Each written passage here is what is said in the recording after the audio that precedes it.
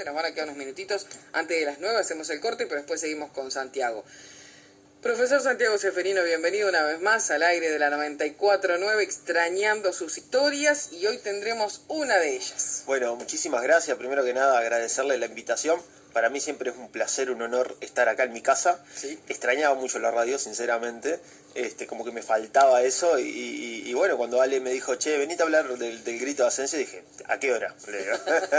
Ya. Entonces, acá, encantado y rememorando un hecho histórico que no se le da la relevancia que tiene.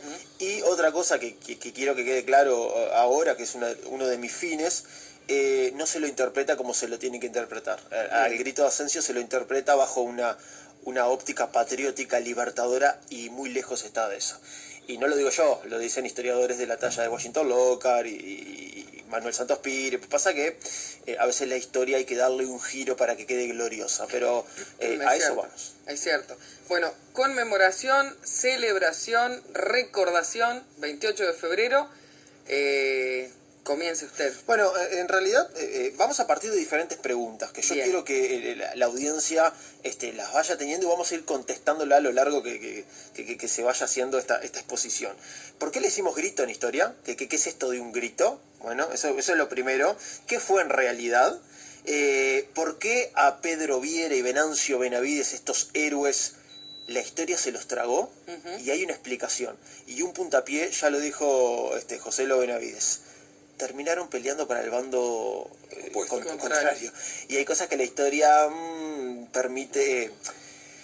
quiere a veces olvidar. ¿Quién fue Ramón Fernández? Tenemos una plaza. ¿Y por qué su nombre no es tan recordado? ¿Qué documentos hemos encontrado últimamente para decir que se pone en duda su patriotismo? Todas estas cosas, estas preguntas que nos hacemos en historia, es muy difícil. Es necesario que la gente se los pregunte. Pasa que a veces no tenemos mucho tiempo, etcétera, pero son cosas que están ahí y que de alguna forma inciden hasta el día de hoy. Bueno, vamos rapidito con los hechos. Venga. Tienen que estar atentos porque en esto voy a ser un poquito rápido para no aburrir, porque quiero llegar al grito de Asensio. Pero no puedo llegar al grito de Asensio si no les cuento qué sucedía en Europa en aquellos momentos.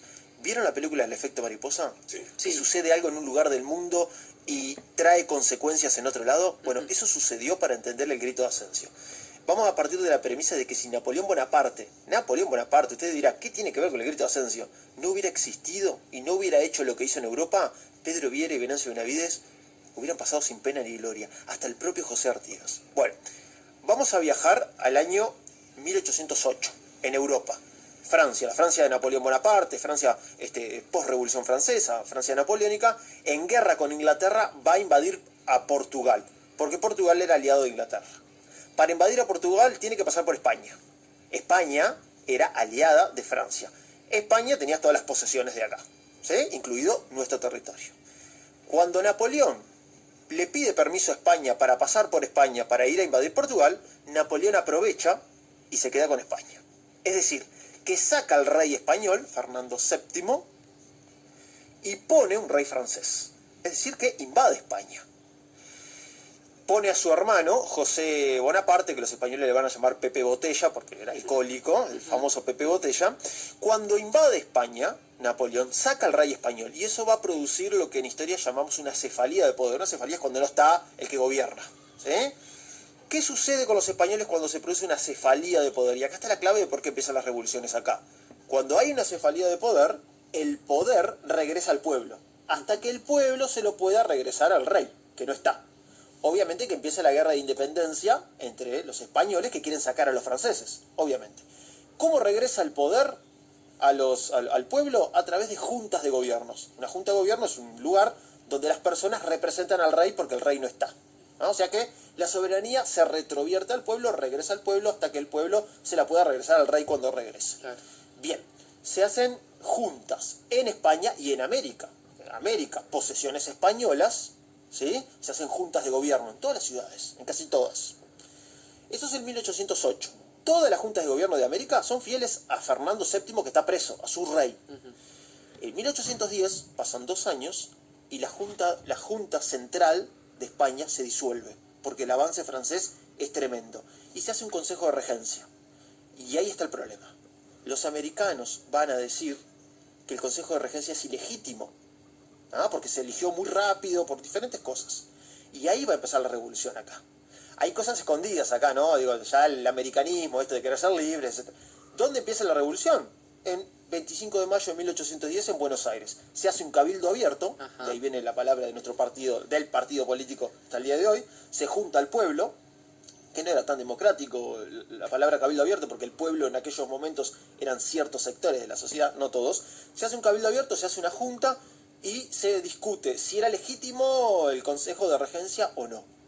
Se decide que no, 25 de mayo de 1810 en Buenos Aires, y obviamente se disuelve el virreinato del Río de la Plata. Se saca el virrey y empieza la revolución. Bien, ¿qué sucede acá, enfrente? Buenos Aires empieza la revolución. Ahí empieza la revolución de mayo, por eso el sol de mayo que tenemos hasta nuestra bandera. Montevideo es un baluarte español. La muy fiel y reconquistadora San Felipe y Santiago de Montevideo era la joya del Imperio Español. La ciudad más fortificada de América después de Cartagena de Indias en Colombia. Estaban todos los españoles acá. Y ahí empieza un resquemor entre Montevideo, que asume la capital del virreinato del Río de la Plata, porque no quiere saber nada con la revolución, claro, son españoles, con el virrey Elío, contra Buenos Aires. Y usted dirá, ¿qué tiene que ver el grito de Ascencio? Ya llegamos, miren cómo encajan todas las piezas. Desde Montevideo, capital del virreinato ahora, que deja de ser Buenos Aires, Montevideo le declara la guerra a Buenos Aires. Claro, españoles contra revolucionarios. Le declara la guerra a Buenos Aires. Pedro Viera y Venancio Benavides acá, nada todavía. Todavía nada. No tienen esa conciencia republicana, independentista, como nos han hecho creer. Bien, ¿por qué se levantan en armas? Acá está la respuesta. Elío desde Montevideo necesita dinero para hacerle la guerra a Buenos Aires. ¿Y qué hace? Sube todos los impuestos de los pueblos y villas, de lo que hoy es Uruguay, y parte de Argentina. Y por eso, señoras y señores, se hace un grito contra el levantamiento de impuestos. A ver, la historia es tan romántica que uno se cree que Pedro Viera y Venancio Benavides están en contra del rey español porque quieren libertad. No, le tocaron el bolsillo, fue algo circunstancial. Y esto ya lo dice Washington Lockhart. Pasa que la gente quiere escuchar otra cosa más romántica. Si yo lo llevo a la Plaza Independencia, esto es lo que intento de entender a mis alumnos, y no es ser antipatriota lo que estoy diciendo, es la realidad histórica. Si uno ve, enfóquese en el gaucho que tenemos acá en la Plaza Independencia. Mírelo, qué romántico que es. El pecho de gloria, sosteniendo su bravo corcel, con la diestra muestra el pasado, y con la visión, su vista se pierde en un futuro de libertad. Esa es la descripción del grito de Ascencio. No tiene nada que ver. El paisano, Pedro Viera y Venancio Benavides, no tienen la concepción de sacar al rey porque nos está oprimiendo. No. Y lo dicen los hechos. Terminan peleando para los españoles. Vamos de a poquito porque yo sé que esto es muy... a veces preferimos escuchar otras cosas. Aquí nació la patria. ¿Qué patria? Si Pedro Viera y Venancio Benavides no tienen la concepción de patria que tenemos hoy en día. No tiene nada que ver. Bueno, hay muchas cosas para poner en el tapete. Entonces, vamos bien ahí. Napoleón hace todo desencadena todo esto. El efecto mariposa. Exactamente. Napoleón. El efecto mariposa de Napoleón. Bien. Pedro Viera y Venancio Benavides se levantan en armas. ¿Dónde? En el arroyo acá de Ascencio. Porque le suben los impuestos. Ya los paisanos venía todo caldeado en aquellos momentos. Miren cómo fueron los hechos en sí. 12 de febrero de 1811, Montevideo le declara la guerra a Buenos Aires. 15 de febrero, unos días después, Artigas, que era jefe de Blandengues, o sea, español, deserta en Colonia porque se entera que empezó el grito de Ascencio. Porque se entera de que se hizo la Revolución de Mayo. Y se va a Buenos Aires a ofrecer sus servicios. Para ir a Buenos Aires pasa por Soriano, Artigas. Y ahí se entera de que está todo caldeado acá en Soriano. Va a Buenos Aires y después regresa a Mercedes, porque se desarrolla el grito de Ascencio el 28 de febrero. Pero vamos de a poquito. Hay una carta de Artigas que es notable, que dice: un puñado de patriotas cansados de ser oprimidos se levanta en la villa de Mercedes. O sea, así firmaba las cartas Artigas, que de hecho, abro un paréntesis, Artigas tenía muchos amigos en Mercedes, se enteraba de todo.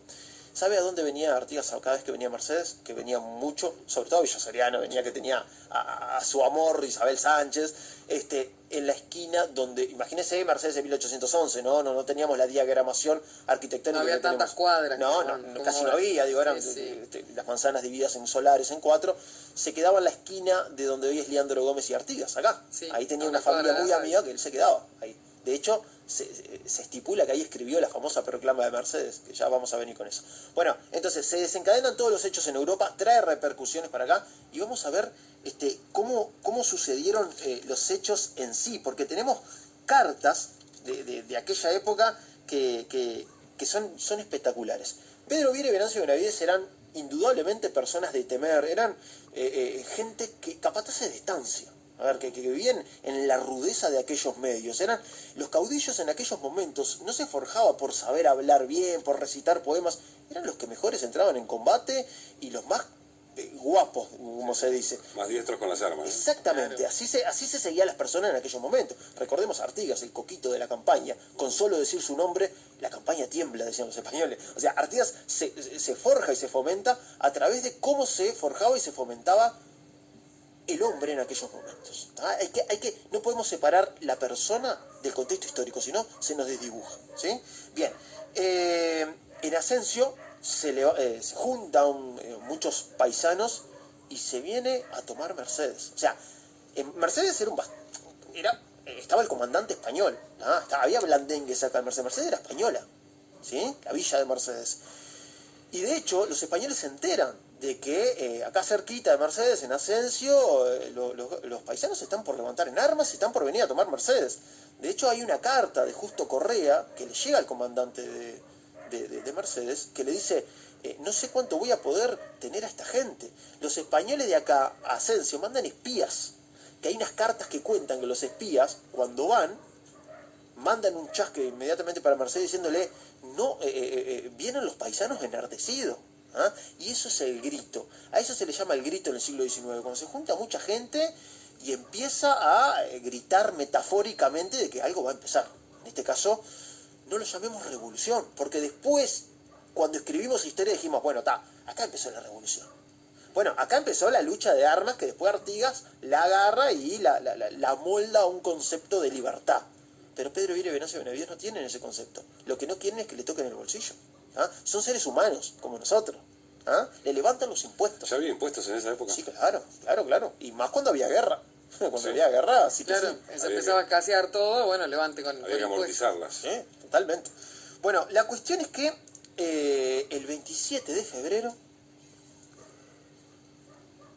están los españoles de acá esperando la llegada de los paisanos. Y le quiero leer, para seguir, un pequeño relato de un documento de la época. O sea, que usted le voy a leer una carta de la época, un pequeño párrafo del señor Justo Correa, que a mí me encantó. Pero lo que tiene que hacer usted acá es imaginarse, primero Mercedes en aquellos momentos. Vaya a la plaza, no había plaza. Justo Correa, que era una personalidad de... Sí, era una personalidad después de Asensio. No era como Pedro Viera y Venancio Benavides, pero era un destacado personaje conocido en aquellos momentos. Imagínese Mercedes, una pequeña placita, no se imagine casas, nada, una capillita ahí, ni siquiera tenía la forma de plaza que tenía hoy, ¿no? Entonces, ahí los españoles esperaban a los paisanos. Y Justo Correa relata, la noche del 27, o sea, un día antes, se aproximó nuestra gente a las márgenes del pueblo, o sea, de Mercedes. Mercedes no es una ciudad todavía, ¿no? Un pueblito. Y los españoles iluminaron las bocacalles toda la noche. O sea, los españoles sabían que venían los paisanos enardecidos. Aparte, imagínense lo que era Pedro Viera y Venancio Benavides en aquellos momentos. Te degollaba y después te preguntaba el nombre. Digo, eran gente de temer. Iluminaron las bocacalles toda la noche y se parapetaron arriba de las azoteas alrededor de la plaza. Imagínense, acá cerquita. Y en las 4 esquinas, con 5 piezas de artillería, pusieron cañones que tenían. Y de media hora en media hora tiraban cañonazos al viento para intimidar a los paisanos que venían, para meter miedo a los gauchos, que no lo hacía, sino que los ponían más bravos. Cuenta Justo Correa que cada vez que tiraban un cañonazo a los españoles, el paisanaje se levantaba más en armas, levantaba las tacuaras, levantaba los sables, y bueno, llegan a Mercedes, ¿sí? Y adivine qué, los españoles se entregan, sin disparar un tiro. Hay que frenar a 300 paisanos que vienen enardecidos a degollarte. Los españoles se entregan, ¿sí? Y acá hay algo importante a sostener. Ramón Fernández. Ramón Fernández era un jefe de blandengue, ¿ah? Que estaba con los españoles, pero se pasa al bando, llamémoslo revolucionario, está bien, porque llamémoslo revolucionario, ¿sí? ¿Qué sucede con Ramón Fernández? Ramón Fernández escribe cartas después de la Junta de Montevideo, a la Junta de Buenos Aires, la Junta Revolucionaria, y el propio Ramón Fernández, escuche bien, el propio Ramón Fernández dice que es el jefe del movimiento, ¿ah? Pero tenemos cartas de Pedro Viera, que Pedro Viera confirma que no, que Pedro Viera cuando llegó a Mercedes y los españoles entregan las armas, porque vos para rendirte tenés que hacer entrega de las armas, Ramón Fernández se pasa al bando contrario, ¿tá? Ramón Fernández se entrega y después recién se queda en el bando revolucionario de Asensio. ¿Qué sucede con Ramón Fernández? Por mucho tiempo estuvo a la altura de Pedro Viera y Venancio Benavides.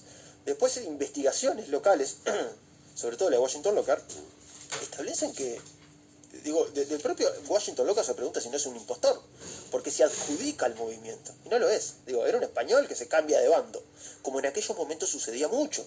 ¿Ah? Recuerda la batalla de las piedras, en el medio del fragor de la batalla, los blandengues que se cambian de bando. Esas cosas sucedían.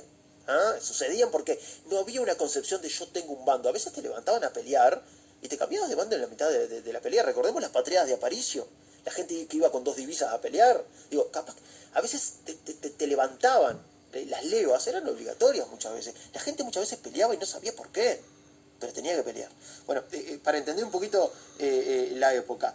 Entonces, los españoles hacen la entrega de armas y el pueblo queda a merced de los revolucionarios, vamos a decirle. Y después, ¿quién llega en ese momento? Y ahí enganchamos todo.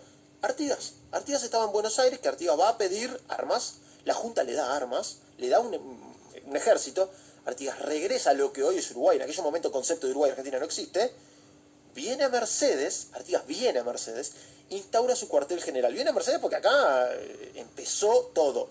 ¿Qué sucede? Algo empezó acá. Se protestó contra la suba de impuestos, pero la mayoría del paisanaje se acompañó a Artigas. Algunos con concepción de saquemos a los españoles que nos oprimieron, otros siendo más oportunistas. Pero ¿qué sucede? La historia romántica nos hace creer que Pedro Viera y Venancio Benavides y todo el paisanaje estaban conscientes de que Napoleón invadió España, vamos a sacar a los españoles que nos oprimen. No, eso escapa de eso. De hecho, hasta 1810, hasta el propio Artigas sigue peleando a favor de Fernando VII. Son cosas que a veces en la historia nacional no se nos cuenta porque se romantiza la historia nacional. Porque la historia nacional nos quiere hacer ver toda una línea y no, acá es como... va para todos lados la historia.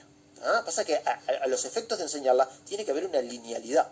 Bueno, estamos con Artigas en Mercedes. Sí. Levanta su cuartel general. Hacemos un paréntesis. ¿Dónde estaba el cuartel general de Artigas? Bueno, López Tode dice que se levanta donde hoy es la UTU Washington Locker. ¿Ah? El centro histórico tiene otra teoría, ¿ah? Donde hoy es la jefatura. La terminal no tiene nada que ver. Todo el mundo dice la terminal, no tiene nada que ver. El cuartel Luna es otra cosa. ¿Sí? Imagínense el cuartel de Artigas en aquellos momentos. No era un cuartel, era un rancherío. ¿Ah? Un rancherío donde desde acá se va a tomar Montevideo.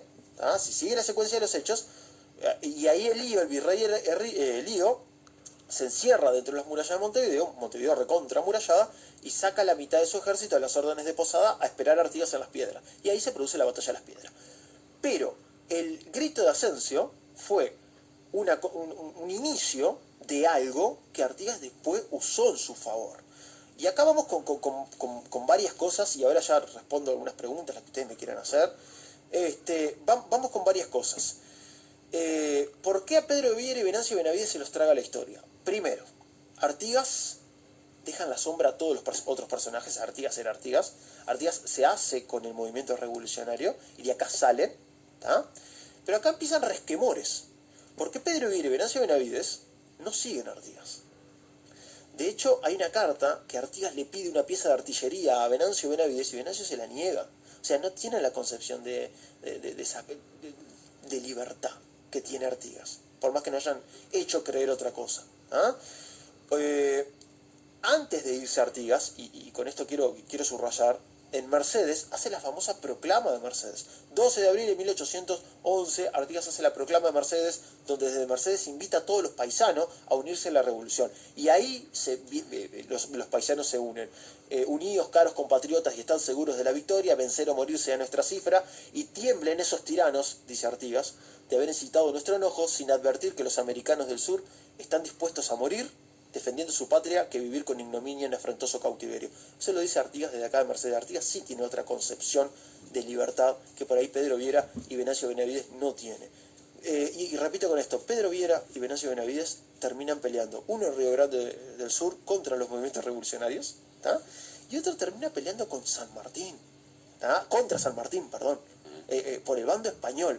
Entonces, es muy difícil en la historia decir, bueno, Pedro Viera y Venancio Benavides terminaron peleando por el otro bando. ¿Y cuánta gente lo sabe? Hoy lo escuché a Joselo y realmente felicito que la gente se interiorice en eso. Pero en la creación de un nacionalismo, que entreveramos todo, tenemos a Artigas con Uruguay, que no tienen nada que ver, necesitamos tener un pasado heroico y hay cosas que no nos preguntamos.